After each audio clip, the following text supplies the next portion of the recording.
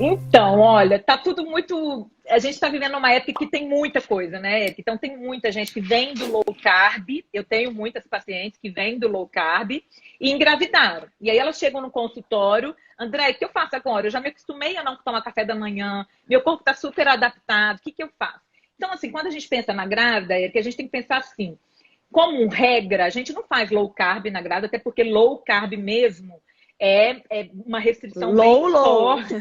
São até 50 gramas de carboidrato por Sim, dia. Eu acho que tem muita gente que não faz low carb, que diminui o carbo porque sim. comia demais, não está na low carb, aí ótimo. É porque você comia carboidrato demais, não é porque você é low carb. Mas o low carb, si mesmo, o que eu sei dos colegas, por exemplo, que trabalham com essa estratégia, é que mesmo eles, quando você engravida, você reintroduz alguns carboidratos. Inclusive vários tipos de fruta que na dieta low carb Low mesmo não carb vai. não Uma tem. banana, não Sim. tem. Então, não vai uma batata, um tubérculo de forma geral, então eles reintroduzem. Então, se você falar assim, a minha paciente faz low carb, não. Mas eu acho, claro que não, mas eu acho que o low carb ensinou muito pra gente, principalmente para os mais tradicionais. No sentido que a gente não precisa comer tanto quanto a gente Tanto comia. carboidrato Sabe quanto aquela comia. coisinha assim, de 2 em 2 horas eu tenho que comer, de 3 em 3 horas eu tenho que comer? Não, eu tenho que fazer uma ceia porque eu não posso dormir de barriga vazia. Não existe isso mais. Eu acho, Érica, que isso é individual. Cada pessoa, quando a pessoa já é consciente, ela mesma entende seu organismo. Tem gente que não é. Então, por exemplo, eu tenho grávida que fala, doutora, eu não como nada de manhã, mas quando dá meio-dia, 1 hora, ela come até o prato. Valeu a pena ela não comer nada de manhã? Não, Claro que não não. Era melhor adianta. ter feito um bom café da manhã. Mas eu já Sim. tive, por exemplo, uma gestante que me ensinou muito, que ela é atleta, ela era jogadora de futebol, enfim, fazia 2 refeições por dia. E eu brincava com ela, até assim, nossa, não tem nem como eu prescrever uma dieta para você com 2 refeições, vou me pegar na rua, eu não posso fazer isso. Eu vou deixar algumas sugestões e você vai sentindo como é o seu corpo.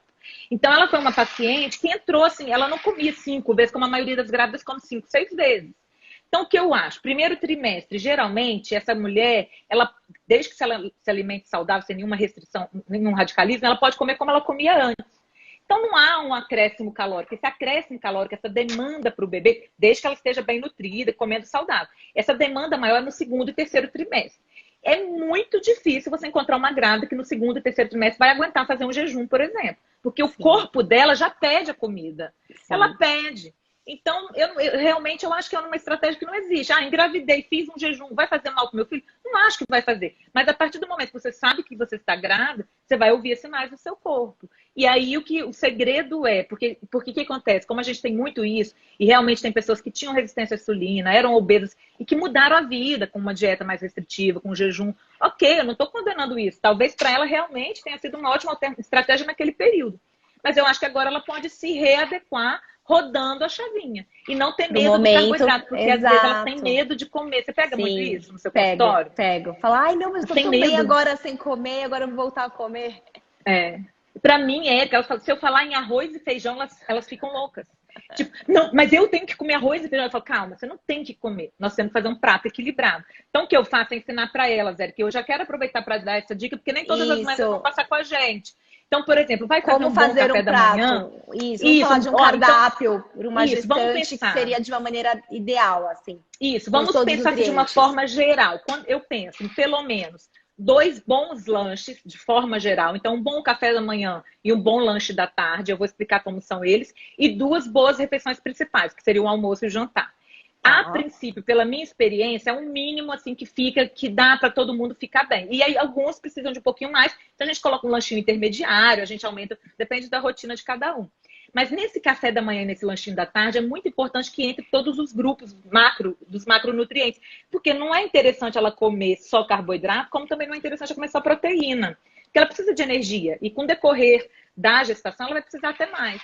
Então, por Sim. exemplo, se eu coloco uma proteína, um ovo, se eu coloco uma boa fonte de carboidrato, poderia ser uma batata doce cozida? Poderia. Poderia ser um pão artesanal, por exemplo, de aipim, batata doce, não esses que ficam no freezer, porque não são aqueles que duram 30 dias Na na prateleira do prateleira. mercado. Né? Se pão dura 30 dias, tem que ter muito conservante. Então a gente vai pedir o artesanal, vai fazer em casa. Então poderia ser esse pão, poderia que entrou a fonte de carboidrato, poderia ter um ovinho mexido e poderia até ter uma fruta para acompanhar. Desde que ela não tenha diabetes gestacional, ela poderia comer uma fruta. Por exemplo, ela poderia comer uma coalhada ou um kefir do leite, que hoje a gente já acha no mercado, é super nutritivo, dá saciedade, porque é proteico. Então, ela podia fazer um bolzinho com kefir, uma fruta picadinha e uma granola sem adição de açúcar. Pode colocar um farelo junto, pode fazer uma crepioca. Para mim, a crepioca é o perfeito. Assim, Que então, vai um pouquinho de tem o cada ovo, coisa. tem uma goma de tapioca, que daí eu doso com as minhas pacientes a quantidade. Então, aquelas que a gente cuida mais do carboidrato, a gente põe um pouquinho menos. Aquelas que podem comer um pouquinho mais, a gente põe um pouquinho mais de goma. E aí a gente coloca um cottage, por exemplo, que é uma boa fonte proteica. Fica delicioso. Ela pode acompanhar isso até com uma outra coisa, se ela tem mais fome ou não, comer puro. Então, eu acho que são dicas para o café da manhã e para o lanche. E aí, no prato principal do almoço e do jantar, eu divido muito. No meu Instagram tem, no meu YouTube tem, no meu livro de nutrição materna infantil tem. Eu divido muito em 6 grupos, que é aqueles 6 grupos que eu coloquei lá na introdução alimentar da Belinha.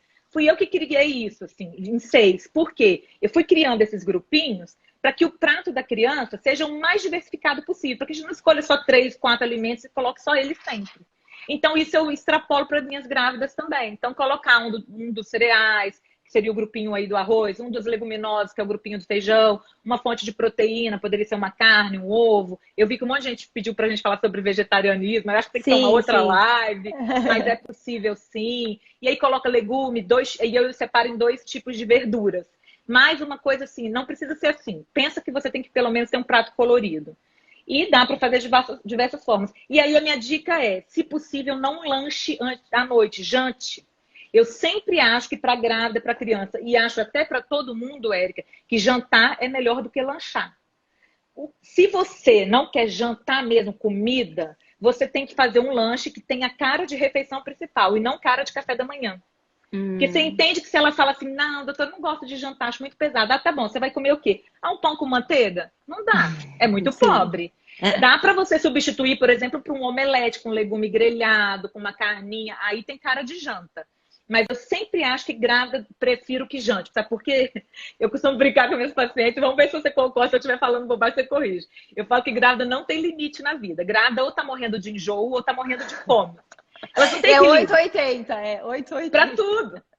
Então, eu acho que comer um prato de janta, sabe que entra assim na cabeça delas? E aí, se você fez um prato super colorido, tinha sim um arrozinho com feijão que a maioria pode comer, ou um creminho, ou um purê, um filezinho de peixe e tal. Poxa, ela se sente assim, nossa, comi a beça. Agora eu vou ficar tranquila para depois dormir. Então, eu acho que isso é um básico, Érica. Mas tem grávida que precisa fazer mais uns lanchinhos de quebra aí.